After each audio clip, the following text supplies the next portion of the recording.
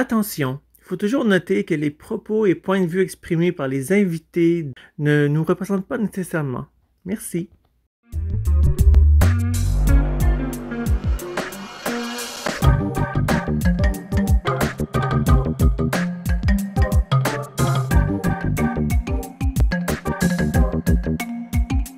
Bonjour à vous, ODH Notes, auditrices, auditeurs ou simples curieux et curieuses qui découvrent cette vidéo du compte YouTube ODH TV 2.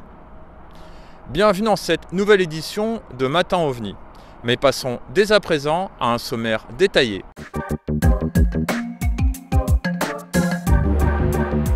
Au sommaire de cette édition, dans les infos d'ODH TV, annonce du programme 2021 des émissions Matin OVNI. Dans le courrier des ODH Notes, c'est Bruno Botta et Anne du Guy, groupe d'ufologues indépendants, qui y répondent. Dans la rubrique Culture OVNI, Rémi Fauchereau, président de l'Association d'études des phénomènes aériens et reporter ODH TV du département de l'Yonne, va vous présenter ces deux derniers porte-vues. Nous passerons par la suite à l'actualité de l'émission de radio Zone Parallèle présentée par Jenny T., co-administratrice d'ODH TV.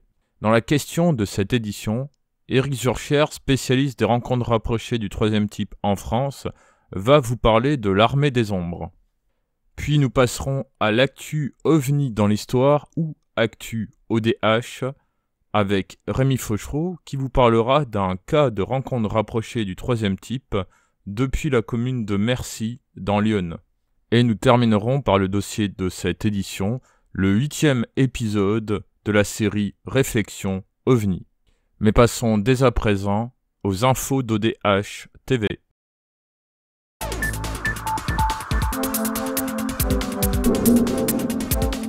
Mais commençons tout d'abord par le programme des vidéos ou des dossiers de cette année 2021 dans Matin OVNI.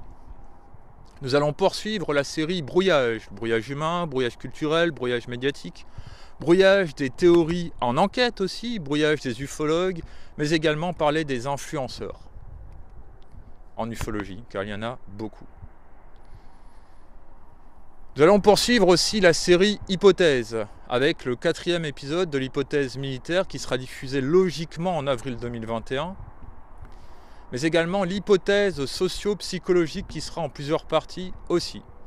Nous allons aussi commencer une nouvelle série, la série UFO Pop. À partir de 2008, a été créée sur ODH TV une émission qui s'appelait Culture OVNI, qui, petit à petit, était simplement une rubrique des émissions Matin OVNI, chose que vous avez vue dans les dernières émissions diffusées en 2020.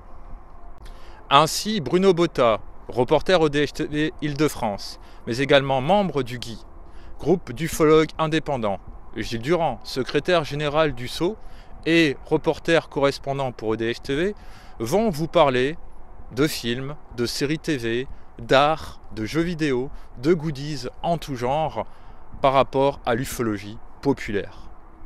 Un sujet autant intéressant que les autres.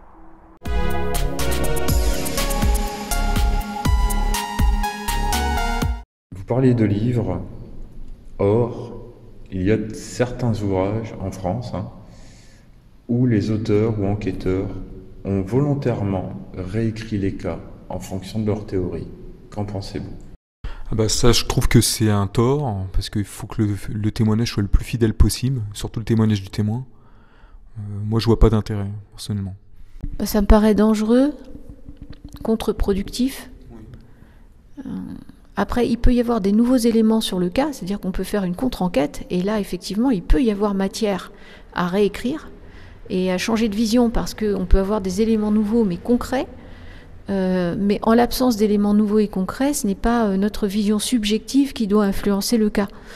Le cas, c'est le témoignage du témoin, c'est l'enquête sur le site, c'est l'enquête sur place. Et ça, c'est très important.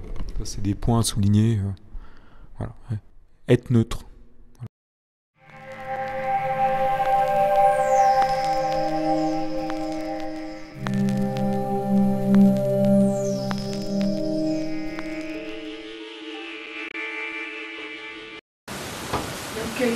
Oui, effectivement, il y a quelqu'un Mais Rémi, que fais-tu dans la rubrique Culture OVNI? Décidément, tu l'adores cette rubrique. Absolument.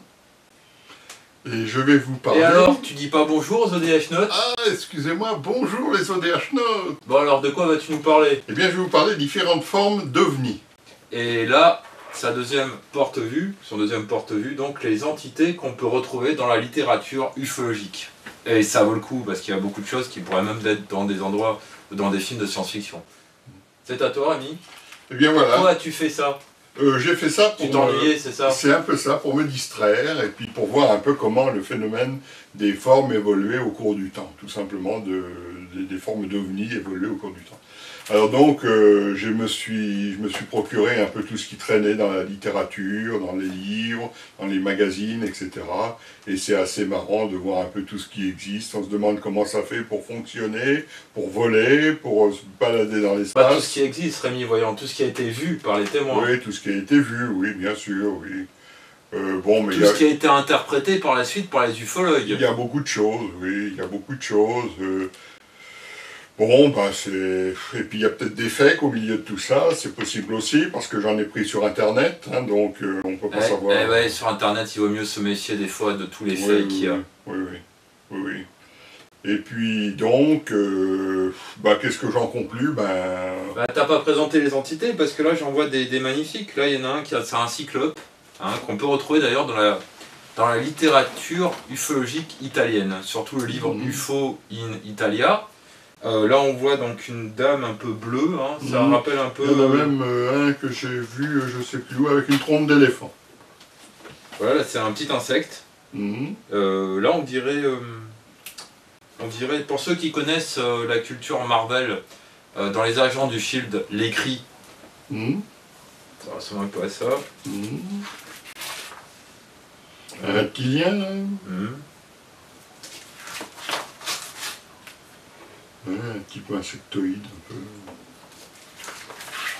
peu bizarre, une sorte de chat. C'est minette. Hein. Oui. Là, il me semble que c'est l'affaire de Pascagoula, ça. Petit lutin. Un petit lutin, oui, un petit lutin. Ça, on dirait Bargina. Hein. Oui, rouge. Oui, comme ça, oui.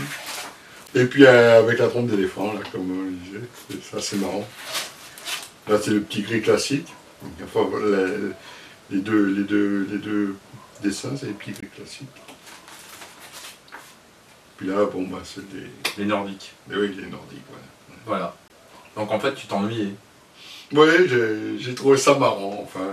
Mais ça rappelle la conférence qu'il y avait eu en Italie en 2015 à Torriglia, présentée par Elvio Fiorentini, où d'ailleurs vous pouvez retrouver une interview de Elvio dans un ancien Matin en vie dans le monde, donc l'interview de l'édition, je ne me rappelle plus, je vous mettrai d'ailleurs le lien en dessous de cette vidéo.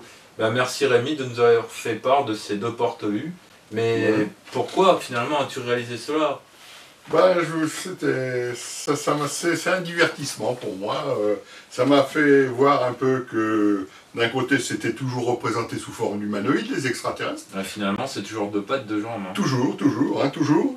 Et puis quant aux ovnis, c'est soit la soucoupe, soit la sphère, il y a des constantes, hein, soit le triangle, soit le cigare, etc. On n'en sort pas. Hein. En fonction, bon, il y a une petite évolution. Au début, c'était plutôt la soucoupe. Après, ça a été plutôt l'ovni classique sous toutes ses formes. Et puis, pour les humanoïdes, pour les extraterrestres, c'est la forme humanoïde, hein, la plus courante. Voilà. C'est marrant parce que quand on se demande si on accepte la forme humanoïde, pourquoi la forme humanoïde? Pourquoi pas une forme, je sais pas, tout autre, une sorte de gelée intelligente? Mais il y a eu des signalements, ils ont appelé ça, comme dans le film de science-fiction, le blob. Oui, des choses comme ça, oui. Pourquoi pas d'autres formes qui nous seraient totalement inconnues? Parce que si on part du principe que ce sont des formes humanoïdes comme nous, hein, qui ont une tête, deux bras, deux jambes, c'est que ces formes humanoïdes auraient donc subi la même évolution que nous sur Terre. Ça reste à démontrer.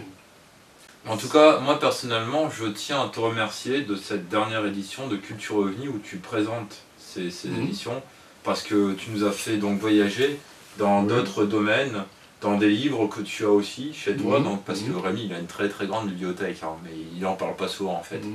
Le sceau pourrait vous confirmer, hein, Oui. surtout Gilles Durand. En tout cas, merci de nous avoir fait part de toutes ces choses que tu gardes dans tes archives, etc.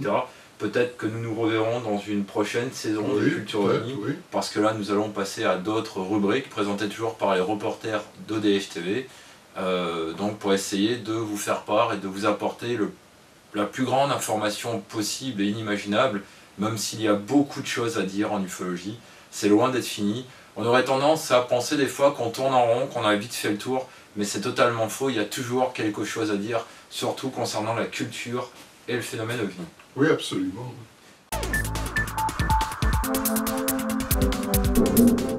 Je tiens également à vous présenter la dernière revue LDLN qui est sortie là récemment, la numéro 442. Donc LDLN Lumière dans la nuit, édition novembre-décembre 2020. Si vous désirez consulter cette revue ou contacter la rédaction de LDLN, je vous invite à cliquer sur les liens diffusés en dessous de cette vidéo, donc la page Facebook de la revue, mais également son site internet.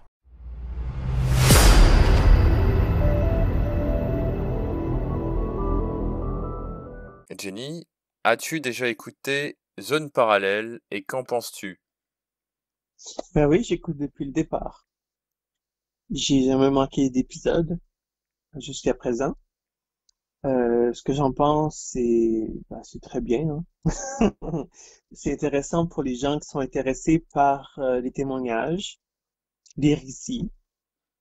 Euh, J'aimerais bien voir, j'aurais peut-être une suggestion, c'est justement qu'on parle un peu plus des enquêtes, comment elles sont faites, donc des enquêtes d'ufologues. Mais en général, je trouve ça très bien. Je tiens à rappeler que les émissions Zone Parallèle ne traitent pas que d'ufologie, mais aussi de phénomènes paranormaux, des faits insolites et étranges, des conspirations et de cryptozoologie. C'est une émission québécoise qui est diffusée les samedis, de midi à 14h, soit en heure française de 18h à 20h.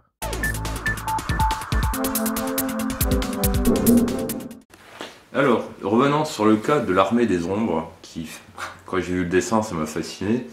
En janvier 1931, en Suède, déjà pourrais-tu nous parler de l'affaire, brièvement? Oui, elle n'est pas très documentée non plus. C'est un témoignage qui a été repris dans les pays scandinaves à une certaine époque. Hein. Le témoin âgé a parlé, et puis ensuite c'est passé dans le catalogue Rosales, comme souvent, sans trop de vérification, sans doute d'ailleurs, mais vu l'époque, c'est difficile. Donc le témoin est là dans la nuit, mais je crois que il y a la lune, il y a la pleine lune, et puis il voit une espèce de nuage multicolore pas loin. Et puis il voit arriver ce que tu appelles l'armée des ombres, là. C'est des petits êtres qui marchent comme ça, qui passent à côté. Il y en a une douzaine, je crois, et puis... Comme une colonie de vacances, en fait. Ouais, un peu, ouais. Ça fait penser à... Ça fait penser à du folklore. Il n'y aurait pas le nuage multicolore, tu te dirais, bon, il y a eu un truc folklorique, tu vois, des lutins, des gobelins, voilà, qui passent à côté, qui ne le regardent même pas, hein, comme s'il n'existait pas. Et puis ils rentrent dans le nuage multicolore et tout disparaît, et puis le tour est joué. Bon. En vérité, selon moi, ces choses-là sont connues en ufologie. Il y a quelques cas, dont un en Corse d'ailleurs. Il s'agit de, encore une fois, je pense qu'on est dans un phénomène mimétique, encore une fois, il s'agit d'une parodie des processions. Alors en France, on ne se rend pas compte aujourd'hui, il faut aller en Italie un petit peu dans les anciens villages et tout, pour savoir ce qu'est une procession, ou en Amérique du Sud. Pendant des siècles et des siècles et des siècles, on fonctionnait, bon, dans une culture intégralement catholique, bien entendu, mais les processions rythmaient la vie dans les villages, dans les villes. Tu avais ce genre de procession, alors qu'il faisait beaucoup de bruit, bien sûr, mais il y en avait tous les jours, tous les jours. Bon, en France, il n'y en a plus, enfin, ou très peu. En Italie, je peux te dire qu'il y en a encore, j'ai assisté il n'y a pas tellement longtemps. Dans les villages, hein. En Amérique du Sud, il y en a partout, dans les villes, partout, sans arrêt. On est dans une parodie de la procession. Tu as un cas, je cite un cas comme ça en Grèce, aux alentours de l'an 2000, un peu après, mais on a eu la même chose en Corse. Et puis je pense qu'il y a d'autres cas comme ça dans le monde, et on est dans une affaire de procession, de parodie de procession. on est encore dans un aspect mimétique, je pense. Et je dis d'ailleurs dans le cas, si jamais vous croisez ça, vous faites comme eux, hein, vous vous en occupez pas, vous les regardez pas et tout ira très bien. Voilà. Ce sont des cas, encore une fois, totalement absurdes, mais qui ont leur côté effectivement intéressant, je trouve. L'armée des ombres, oui, c'est bien trouvé aussi.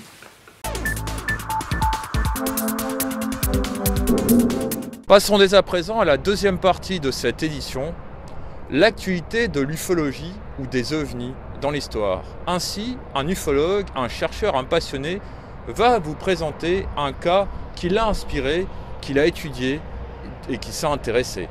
C'est parti.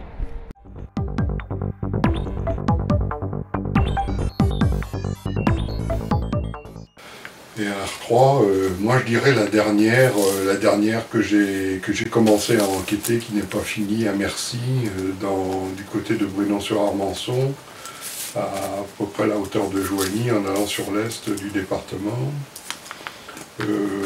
Ça me fait penser quand même à quelque chose d'assez insolite. Une boule de lumière, quelqu'un qui était sur son tracteur à minuit, qui finissait de labourer son champ à la lumière du tracteur. Et puis une boule de lumière qui est arrivée, qui s'est posée en bas de la colline où il était en train de travailler, dans le champ.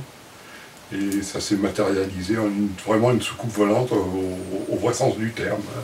2 assiettes accolées l'une contre l'autre, hein, concave, convexe, posées sur des pieds, sur 2 pieds, ou 4 pieds. Et puis 2 petits bonhommes qui sont descendus par devant et qui ont fait des prélèvements d'herbe ou de terre, je ne sais pas, dans le sol. Le tractoriste qui était sur son tracteur a rapporté ça à sa fille en rentrant le soir. Et donc ça l'avait vraiment perturbé, puisqu'il était blanc comme un linge, elle m'a dit, au téléphone, je l'ai eu au téléphone seulement, je n'ai pas encore été la voir. Il faut dire qu'en ce moment elle a un problème de santé. C'est difficile pour enquêter, pour finir d'enquêter, quoi. Mais ce cas-là m'a troublé parce que c'est quand même une R3 assez récente, des années 80. Et donc, j'avais pas eu ça dans le département de Lyon depuis les années, peut-être la dernière, c'était les années 67, ou avec l'affaire de Sauvigny-le-Bois, quoi. C'était assez vieux, toutes les R3, autrement les autres, c'était des années 54. Et donc, dans le département de Lyon, avoir une RR3 finalement assez récente par rapport aux autres, c'était quand même assez surprenant parce que pendant un moment on pensait qu'il n'y en avait plus du tout, quoi. On n'en voyait plus, on n'en verrait plus jamais. Donc c'est ça que je retiendrai ce cas-là.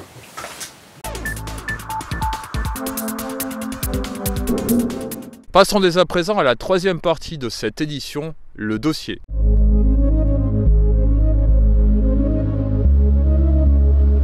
Comme l'a si bien dit dernièrement l'ufologue Rémi Fauchereau, en ufologie, il y a autant d'hypothèses et théories que d'ufologues.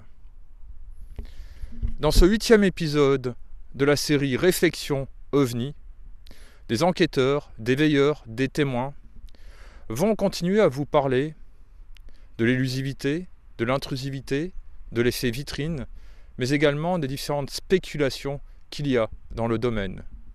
Car, comme le dit si bien l'ufologue Éric Zurcher, spécialiste des rencontres rapprochées du 3e type, on ne peut que spéculer sur la question, puisqu'il n'y a pas de réponse, encore aujourd'hui.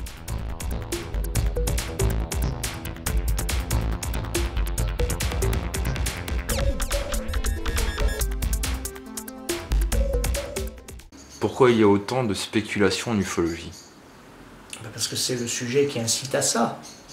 C'est la fameuse théorie, c'est la fameuse grille de lecture. C'est quoi? Donc chacun dit la sienne. Et l'hypothèse la plus spontanée est l'hypothèse extraterrestre. Voilà, c'est tout. De toute façon, s'il y a cette hypothèse depuis le départ, c'est parce que c'est dans l'air du temps. Je pense bien qu'il n'y aurait pas eu cette hypothèse au XVIIe siècle. Il y aurait eu d'autres hypothèses.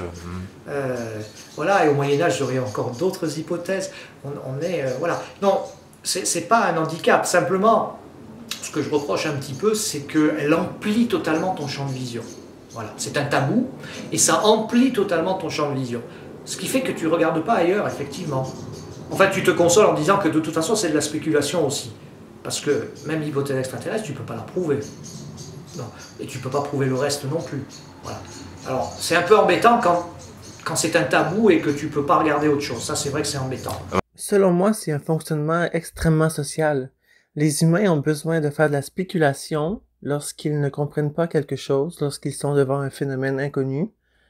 Dans ce cas-là, normalement, les gens spéculent dans le but de mieux comprendre avec leur propre théorie, et c'est une façon de se rassurer, parce que les gens n'aiment pas ne pas savoir à quoi ils ont affaire. Bien sûr. Mais c'est le problème de la spéculation. Hein.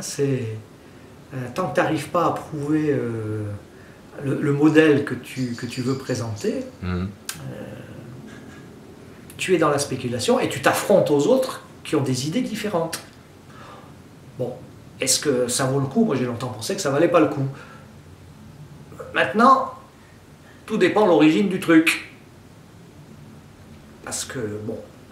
J'avais une vision assez candide et naïve d'une présence. Okay. Et j'ai toujours pensé que c'était des plus intelligents que nous, donc plus gentils que nous. Mais il semblerait que c'est pas le cas. Alors ça, j'ai beaucoup de croûte à manger avant de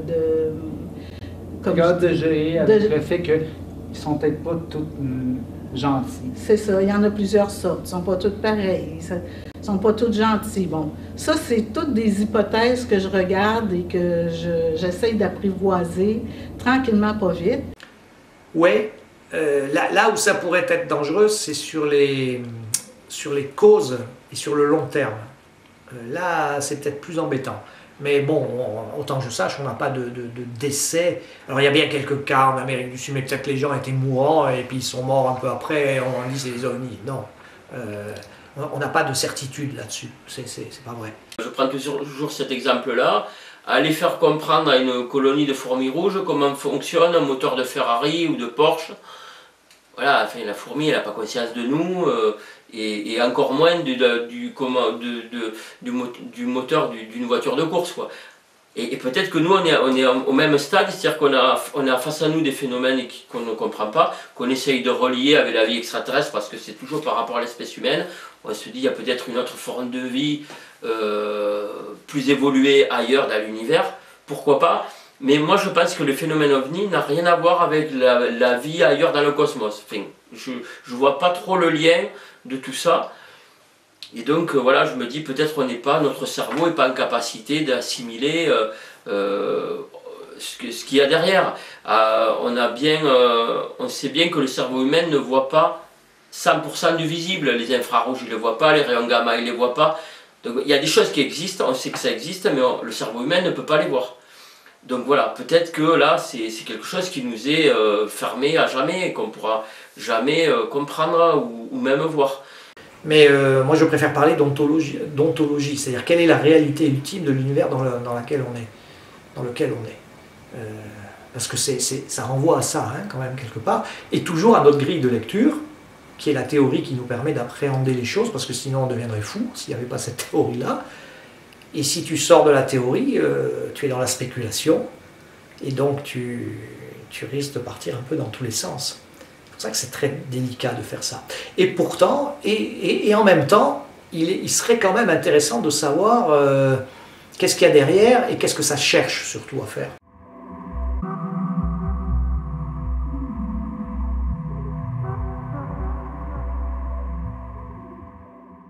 Dans les témoignages qu'on a jusqu'à présent, oui. Il y a très souvent le cas où quand le témoin va essayer de prendre son appareil photo, ou va avoir même l'idée de prendre une photo, le phénomène disparaît. Oui, ouais. Il n'y a plus de photos, oui. Et généralement, c'est ce qui arrive. Dans la presse, c'était encore relaté dans la presse sur Amiens, au début août, les deux agriculteurs qui étaient dans le champ, qui avaient éteint leur feu parce qu'ils étaient un peu effrayés par ce qu'ils voyaient. L'objet se rapprochait et quand ils ont voulu prendre la photo, les feux du tracteur se sont rallumés par inadvertance et l'objet est parti à toute vitesse. Voilà. Et il y a toujours cet effet-là, on ne peut pas prendre de photos. On a vraiment l'impression que quand... Il y a quelque chose qui bloque en fait. Quand l'objet se sait observer, il disparaît. Oui. Pierre faisait mettre des gens en groupe. Il y avait souvent une personne capable de déclencher ce qu'on appelle un déclencheur au milieu. Mais bon, les gens se conditionnaient toute la journée. Le soir, ils se mettaient dans un endroit extrêmement isolé et ils essayaient de provoquer l'apparition. C'est ce qu'il avait imaginé. Et il avait son appareil, un peu comme le tien, c'était un 24-36 avec la bonnette, voilà. Et tu vois, il te dit qu'il y a souvent des apparitions qui ont été observées, mais toujours en périphérie du groupe, assez loin. Des lumières qui mimaient un certain nombre de choses d'ailleurs, mais on s'apercevait qu'elles avaient un comportement inhabituel au bout d'un moment, et chaque fois qu'il essayait de les photographier, elles s'éteignaient immédiatement. Alors il est arrivé 2 fois par la bande, donc il a eu 2 photos avec une bonnette, et les résultats ont donné des histoires de plasma. Voilà. Donc rien de très définitif, hein, bien sûr, mais ça disparaissait quand il essayait de photographier. Et ça t'en dit long, là aussi. Comment ce phénomène fait-il à savoir que tu vas appuyer sur la détente? C'est à la fois regarde-moi, mais tu peux pas me photographier. Regarde-moi, mais tu pourras pas me filmer. Comme si c'était brouillé pendant quelques instants. C'est assez spécial. C'est tu m'as vu, ah, bah, tu me verras plus. Hop, voilà, c'est un peu ça. Quand mon père, une fois, et ma mère ont pris un camion où il y avait trois places à l'avant, je devais aller avec eux aussi au marché pour les aider à décharger, parce que mon père était un peu fatigué. Et donc, ils ont vu un phénomène depuis la montagne Cadou, donc depuis le haut de Ponceau, jusque de l'autre côté de l'aérodrome, qui les a suivis. J'en ai fait d'ailleurs un petit article dans une petite revue de Spica, hein, de Spica qui est une petite revue de l'association Spica qui est à Strasbourg. Hein. J'en avais parlé là. Donc c'est pareil, là, il y avait 3 places, j'avais bien ma place. Hein, on pouvait m'emmener, et là j'ai dit non, j'ai décliné l'invitation, si on peut dire. Et là, ils ont vu quelque chose, donc j'ai loupé une autre fois, coup de téléphone, on m'appelle de Charbuy, on me dit Rémi, viens vite, il y a un ovni, il faut que tu viennes, amène ton appareil photo, on le voit bien à la jumelle, tout, il est très près, etc. Qu'est-ce que je fais? Je monte dans la voiture, j'y vais. C'était une méprise qu'ils avaient fait avec une planète. Avec une planète. Donc je reviens, au même moment, ma mère me dit, ben écoute, il y avait derrière le cèdre, là, qui était juste devant ses fenêtres, à quoi, 20-30 mètres derrière le cèdre, est passé, et même assez immobilisé, une sorte d'ovni qui était en forme de haltère, avec 2 grosses boules blanches, reliées par un tube de couleur blanc au milieu, hein, comme les haltères, tout blanc, tout l'ensemble était blanc, hein, les boules étaient blanches et tout. Et donc c'est déjà arrivé d'avoir des ovnis en forme de haltère, de cette couleur-là.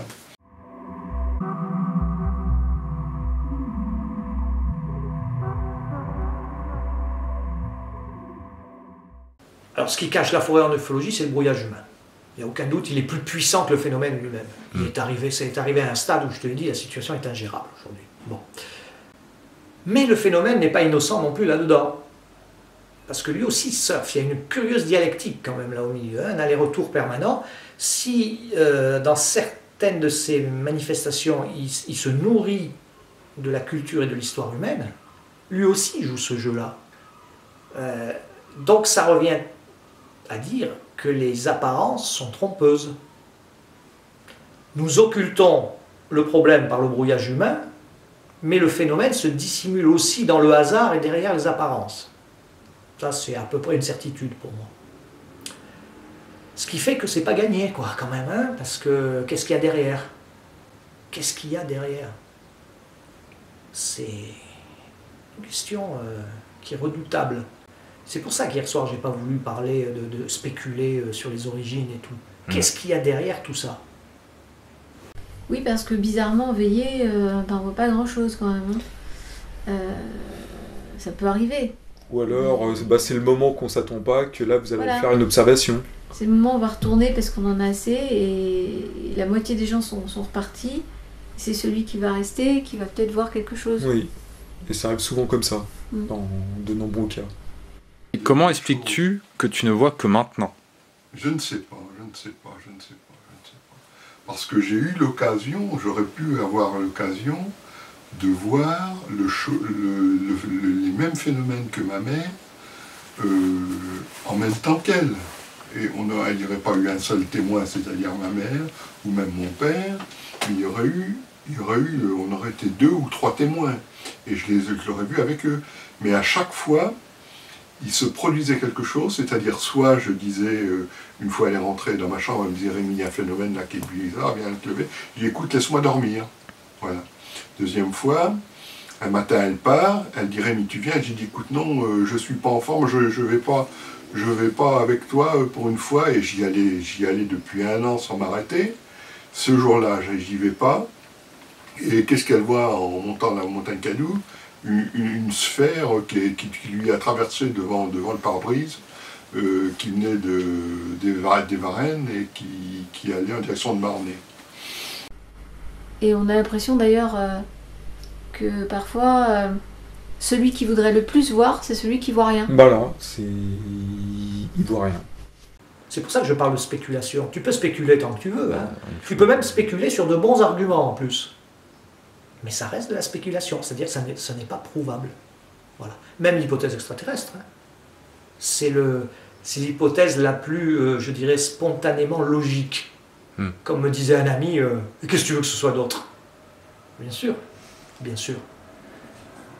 Mais attention quand même. Donc peut-être ces phénomènes-là sont aussi une façon de nous faire prendre conscience qu'il y a autre chose. Et, j'avais aussi pris l'exemple des tribus pygmées à qui on montrait un film d'Hollywood. Et ensuite on leur avait donc posé la question qu'est-ce que vous avez vu? Et notamment dans ce film-là, je crois qu'il y avait, on voyait à un moment donné une fusée qui décollait dans l'espace. Et la tribu de Pygmées avait dit, en fait, on a vu des marionnettes. Voilà, donc ils avaient, même en voyant sur un écran de vidéo d'une tablette ou d'un portable, pour eux, ils n'étaient pas en capacité de comprendre que c'était un film tourné par Hollywood ou dans lequel on montrait des fusées, des choses comme ça. Et peut-être nous, c'est ça, on n'est pas en capacité non plus d'assimiler ce qu'il y a derrière tout ça. Parce qu'en ufologie, tu n'as pas une base mathématique formelle qui te permet de dire, voilà, on est au moins sûr de ça. Tu n'as pas ça en ufologie. Non. Moi, quand je dis un certain nombre de propositions qui pourraient être mises sur la table, bon, elles sont réfléchies, elles sont argumentées, mais je suis sûr que quelqu'un qui ne s'appellerait pas pourrait les attaquer avec d'autres arguments, et puis voilà. Tandis que 2 plus 2 font 4, tu peux pas, puisque c'est le langage de l'univers, en fait, hein, les mathématiques. Donc ils ont au moins ça comme base. Après, c'est dans les interprétations. Regarde, tu as l'exemple en physique quantique, il y a 15 interprétations de la physique quantique. Mais on sait que les équations sont justes et ça marche. Ça leur suffit. Après, dans l'ontologie, il y a au moins 15 explications possibles. Alors ça en fait des discussions, voilà. Alors c'était pour ça que je m'empêche de spéculer. J'ai écrit un petit article que tu as lu, hein, sur ce phénomène de spéculation en donnant un exemple précis. Et c'est vrai que ça peut perturber méchamment, hein, ce que je dis. Mais c'est un exercice conceptuel, si tu veux. Tu vois, puis après je referme les portes, je dis, bon, voilà, c'était pour vous montrer ce qu'on peut faire. Ça ne veut pas dire que je crois à ça ou que quoi que ce soit, hein. Mais quand même.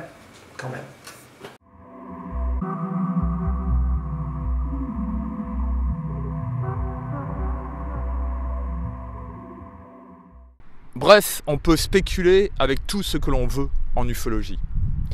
Mais revenons à ce qui a été diffusé dans la rubrique de la question de l'édition, où Eric Zurcher vous a fait part d'un cas qui s'est déroulé en Suède en 1931, appelé pour cette vidéo l'armée des ombres.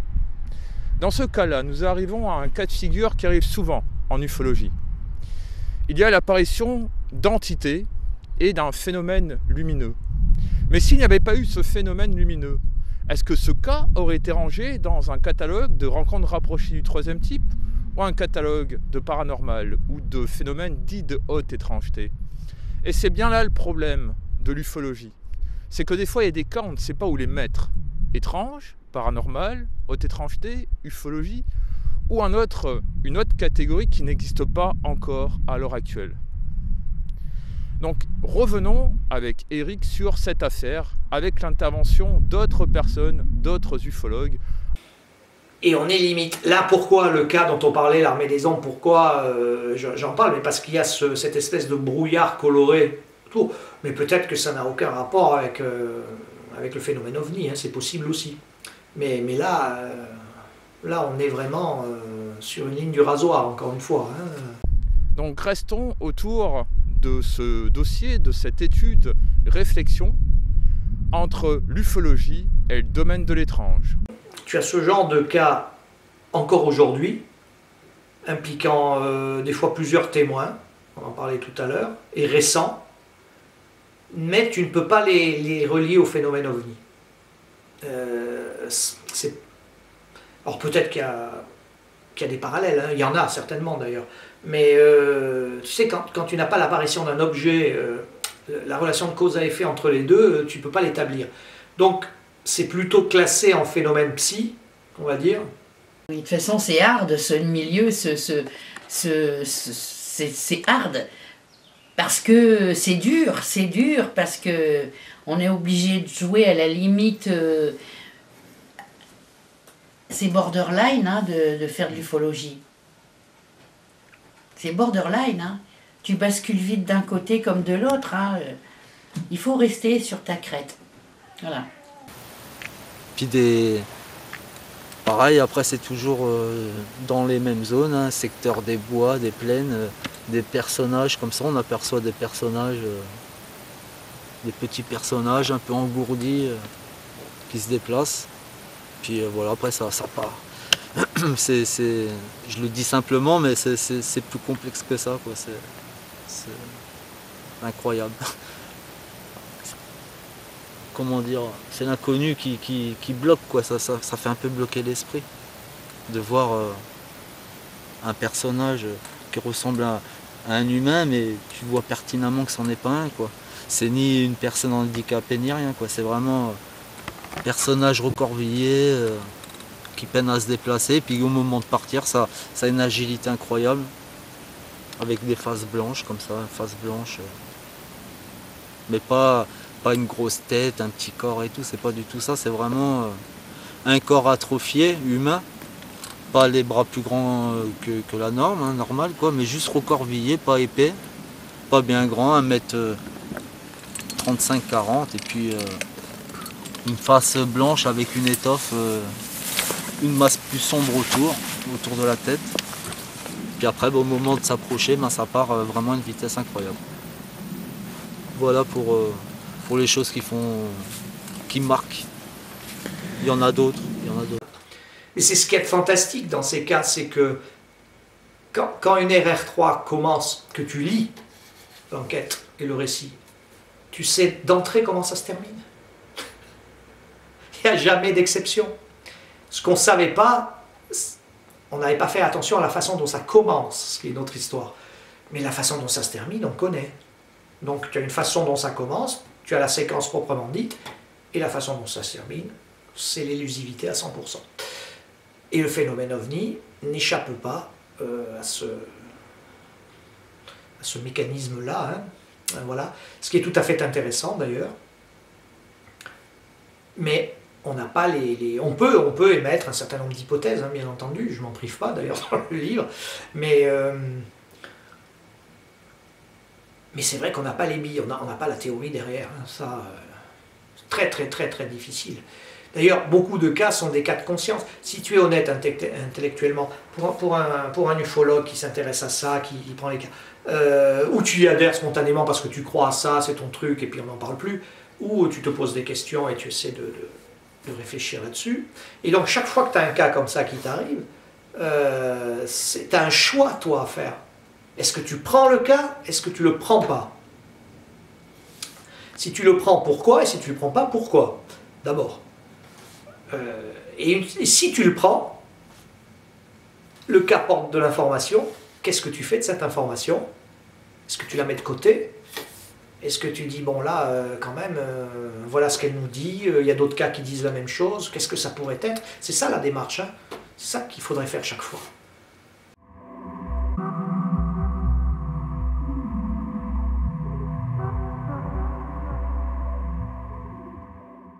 Je tiens tout de même à vous rappeler que comme l'a signalé en début de vidéo la co-administratrice d'ODH-TV, Jenny T, les propos tenus par les invités dans ce dossier n'engagent que. Ce sont leurs réflexions personnelles, leurs observations, leurs spéculations, d'où le thème de ce dossier. Ça ne reflète pas forcément la pensée des membres de l'équipe d'ODH-TV. Rappelez-vous, le dernier Réflexion OVNI avait été diffusé en avril 2019. C'était censé être le dernier. Mais là, c'est un ajout, un complément d'investigation, un complément de réflexion.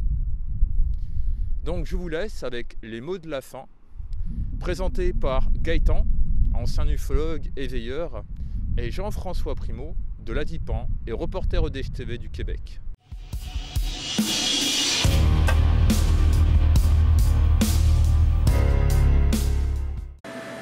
En fait, c'est un puzzle. En fait, c'est un puzzle. Chaque pièce est une théorie. Le problème, c'est qu'on ne sait pas rassembler les pièces et faire un seul puzzle pour trouver la réponse. Pourquoi? Parce que tellement de gens, d'ufologues au cours de l'histoire ont lancé des idées que le puzzle s'est agrandi plutôt que de se rassembler. C'est ça le problème. À un moment donné, j'ai comme l'impression que tout est mélangé et plus que ça va aller, puis plus qu'il y a quelque chose là, qui va peut-être émerger de ça. Là. Mais il faut faire attention quand on fait une enquête. Cet épisode est en lien avec le prochain épisode du tour francophone de l'étrange, Question vrac 2.